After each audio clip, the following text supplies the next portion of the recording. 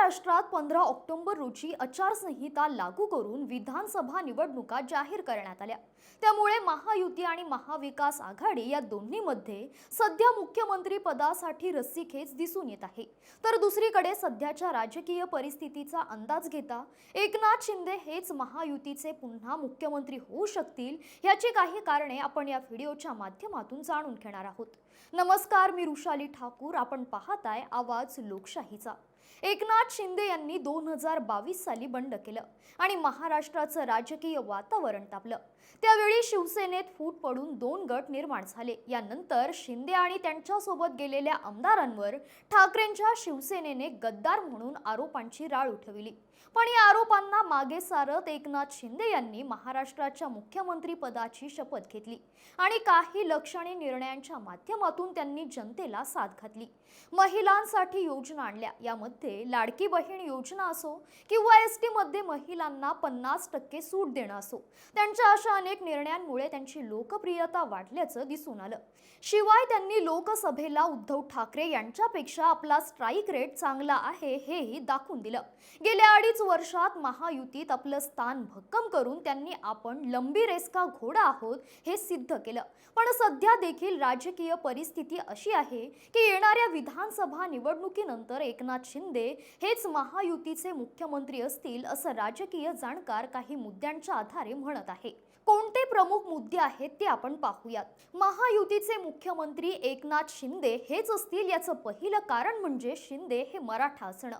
कितीही नाकारलं तरी अजूनही आपल्या इथे जातीय राजकारण चालतं, ही वस्तुस्थिती आहे। त्याचाच एक भाग म्हणून महाराष्ट्र राज्याच्या स्थापनेपासून आजपर्यंत महाराष्ट्राचे मुख्यमंत्रीपद सर्वात जास्त वेळा मराठा समाजाच्या नेत्यांनी भूषविलं आहे। महाराष्ट्रातील 288 आमदारांपैकी इतर कोणत्याही जातीपेक्षा मराठा समाजाचे आमदार जास्त निवडून येतात। त्यामुळे साहजिकच पक्ष कोणताही असो, महाराष्ट्राचं नेतृत्व शक्यतो मराठा नेत्यांच्या हातात देण्याचा विचार करतो। मराठा समाजाची एवढी मोठी वोट बँक नाराज करायला कुठलाही पक्ष धाडस करत नाही। एकनाथ शिंदे जातीने मराठा आहेत। शिवाय गेले 1 ते 1.5 वर्ष झालं जरांगे पाटील यांनी मराठा आरक्षणाबाबत केलेल्या संघर्षावेळी एकनाथ शिंदे यांनी त्यांच्या मागण्यांना सॉफ्ट कॉर्नर दाखविल्याचं दिसून आलं। शिवाय जरांगे यांनी एकनाथ शिंदे यांच्यावर वेळोवेळी विश्वास दाखविल्याचं दिसून आलं। उलट जातीने ब्राह्मण असलेल्या फडणवीस यांच्यावर मात्र मराठ्यांचा या आरक्षणाच्या लढाईत मराठ्यांचा रोष दिसून आला। सध्या जरांगे पाटील हे फडणवीस यांना म्हणजेच पर्यायाने भाजपला उघड विरोध करताना दिसतात। तर दुसरीकडे एकनाथ शिंदे हे मराठ्यांना आरक्षण देऊ शकतात अशी भूमिका मांडून शिंदेंच्या मराठा नेतृत्वाला आपली पसंती देत असल्याचं दिसतंय।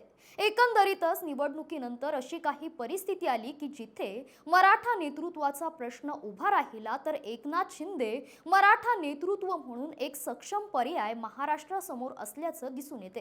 त्यामुळे महायुतीकडून एकनाथ शिंदे हे मुख्यमंत्री होण्याची शक्यता नाकारता येत नाही। एकनाथ शिंदे हेच महायुतीचे मुख्यमंत्री असतील असं म्हणण्याचं पुढील कारण म्हणजे जागा वाटपात स्मार्ट खेळी खेळून आपलेच आमदार जास्त निवडून आणण्याचा प्रयत्न करत आहे। सध्या महायुती आणि महाविकास आघाडी या दोघांचा देखील जागा वाटप सुरू आहे।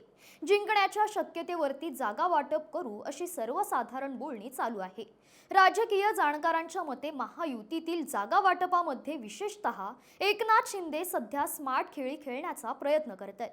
शिंदेंनी जागा वाटपात विशेष आपली ताकद जिथे आहे, शिवाय आपल्याला जिंकण्याची शक्यता जिथे जास्त दिसून येते त्या जागा मागितल्या असल्याचं समजते। त्यातून आपण जास्तीत जास्त आमदार निवडून आणण्याचा आणि साहजिकच ज्यांचे आमदार जास्त असतील त्यांचा मुख्यमंत्री पदावर दावा हा जास्त असेल हे उघड आहे। त्यामुळे एकनाथ शिंदे हे सध्या जागा वाटपात स्मार्टली खेळून आपले आमदार जास्तीत जास्त निवडून आणतील आणि त्यामुळे ते महायुतीचे मुख्यमंत्री पदाचे दावेदार होऊ शकतात असं राजकीय जाणकार सांगतात। एकनाथ शिंदे हेच महायुतीचे मुख्यमंत्री असतील असं म्हणण्याचं पुढील कारण म्हणजे भाजपला महाराष्ट्रात लॉंग टर्म राजकारण करण्यासाठी शिंदेंची उपयुक्तता। भाजपला देशात एक हाती वर्चस्व निर्माण करायचे आणि याचाच एक भाग म्हणून प्रादेशिक पक्षांना हळूहळू संपविल्याचा नेहमीच त्यांच्यावर आरोप केला जातो। असं असलं तरीही महाराष्ट्रासारख्या राजकीय दृष्ट्या सुसंस्कृत राज्यात भाजपने 2-2.5 वर्षांपूर्वी केलेलं फोडाफोडीचं राजकारण महाराष्ट्रातील जनतेला जनतेला तितकंसं आवडलं नसल्याचं लोकसभेला दिसून आलं. शिवाय भाजपचा कोर मतदार सुद्धा यामुळे नाराज झाल्याचं दिसून आलं. शिवाय उद्धव ठाकरे आणि शरद पवार यांना मिळालेली सहानुभूती या गोष्टींमुळे भाजप मोठ्या प्रमाणात डॅमेज झाल्याचं दिसून आलं. इतकंच डॅमेज झालेलं असताना निवडणुकीनंतर जर तशी परिस्थिती निर्माण झाली तर फक्त एका वेळीच्या मुख्यमंत्री पदाचा विचार करून लॉंग टर्म राजकारणात तोटा सहन करण्यापेक्षा सध्या त्यांना सर्वार्थानं राजकीय दृष्ट्या उपयुक्त असलेल्या एकनाथ शिंदे यांना बळ देणं परवडेल असं सध्या राजकीय जाणकार सांगतात. या 3 प्रमुख मुद्द्यांव्यतिरिक्त एकनाथ शिंदे यांनी गेल्या 2-2.5 वर्षात मुख्यमंत्री म्हणून केलेली कामे आणि त्यांनी राबविलेल्या लोकप्रिय योजना तसेच सर्वसामान्य नागरिकांना व प्रशासनालाही नेहमी उपलब्ध असणारा मुख्यमंत्री म्हणून त्यांनी आपली बनविलेली इमेज, या सगळ्या गोष्टी सुद्धा एकनाथ शिंदे यांना इतर कोणत्याही नेत्यांपेक्षा सध्या प्लस मध्ये नेताना दिसत आहेत. या सगळ्या गोष्टीमुळे सध्या एकनाथ शिंदे हे महायुतीचे मुख्यमंत्री असतील असं सध्या राजकीय जाणकार सांगतायत. तुम्हाला नेमकं काय वाटतं? एकनाथ शिंदे हे पुन्हा महाराष्ट्राचे मुख्यमंत्री होऊ शकतील का?